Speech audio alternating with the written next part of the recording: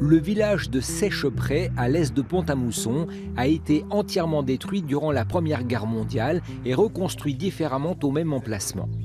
L'architecte Maxime Santiago et sa consoeur, Alexandra Schlicklin, ont mené des recherches en archives et sur le terrain pour réaliser des modélisations 3D. Nous vous avons amené à Seicheprey, puisque depuis 2014 jusqu'à 2018, Alexandra et moi-même avons étudié 4 villages détruits de Meurthe-et-Moselle durant la Grande Guerre 14-18.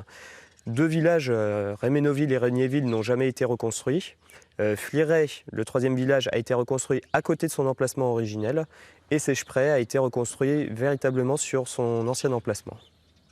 On reconnaît le décentrement de l'église qui était en partie nord du village, qui aujourd'hui occupe la partie véritablement centrale du village. Donc nous avons reconstitué le village et les rues telles qu'elles étaient avant la Grande Guerre 14-18. Et dans la rue de l'Orme où nous nous situons, il y avait bel et bien le café du commerce qui se situait juste ici, à l'emplacement de ces jardins.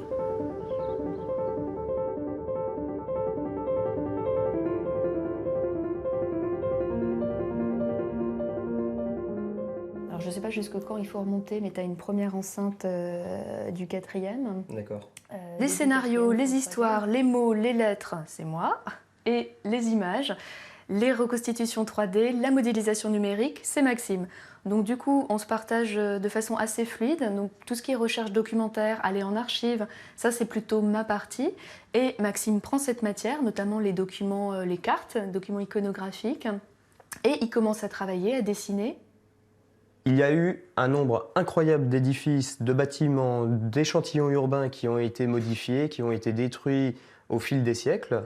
Donc jusqu'à présent, on a énormément de documentation en France, on a la chance d'avoir beaucoup de documentation historique par des textes et par des images, sauf que, bien évidemment, aujourd'hui on a des outils qui nous permettent de naviguer à travers cet ancien patrimoine qui a disparu et de proposer un nouveau regard sur cette disparition.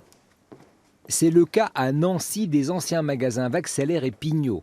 Ce bel édifice typique du début du XXe siècle est implanté en centre-ville. Sous les faux plafonds actuels se cache une magnifique verrière issue des ateliers de Jacques Gruber. Donc voilà où est cette magnifique verrière. Elle est protégée par des grilles. Donc, ce qui correspond à cette partie. Voilà, cette partie-là. Par rapport à un bâtiment moderne, neuf, qui se retrouve dans toutes les périphéries ou tous les centres-villes de France, là vous avez de l'unique, de l'atypique. Et c'est ça qui intéresse aujourd'hui les enseignes qui veulent se développer sur Nancy. Et ça permet de renforcer aussi bien l'attractivité commerciale que l'attractivité touristique. Les architectes Maxime et Alexandra sont en train de reconstituer le jubé qui sépare le chœur et la nef d'une cathédrale en Meurthe-et-Moselle.